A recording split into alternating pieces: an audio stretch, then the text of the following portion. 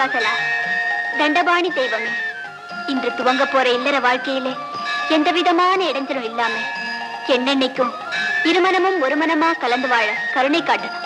அது மட்டும் இல்ல ஆண்டவனே, எங்களுக்கு பிறக்க போற குழந்தை ஆணோ பெண்